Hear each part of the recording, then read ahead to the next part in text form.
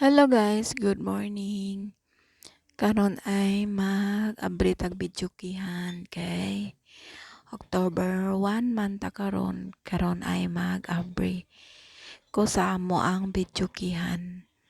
Kay kada pitsa uno magud may nag-abri ani guys kay ginapaabot na mo og usahay 1 month, 2 months karon nakaabot siya og 3 months bago na po siya giabrihan.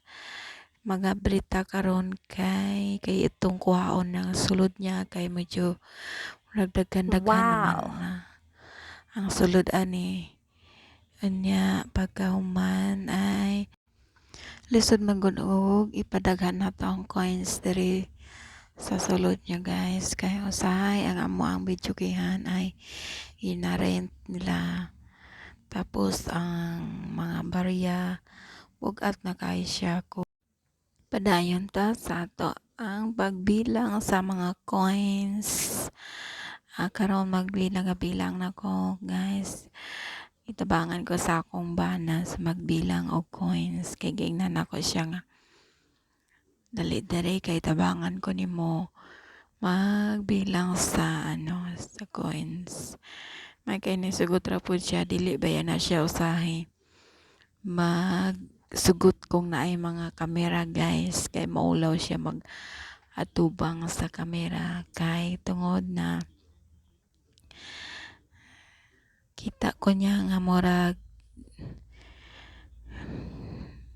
less than og pagbilang kay sa naay mamalit sa tindahan maong gitabangan na lang ko niya magbilang sa amo ang income sa amo ang tokens.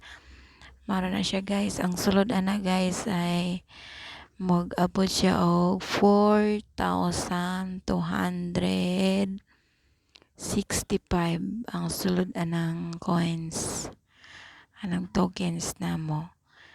Okay, napadayon may sa mo ang marag kuan na lang siya guys. Marag ikaupat na namo siya na naabrihan ang amo ang bidyukihan.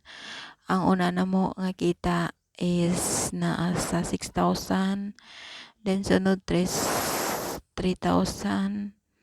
pagkahuman-an na is 4,000, plus pa mi ana is 9,000. Dala na yung mga rent nila, then o karon naglasa mo abri na pud is 4,265.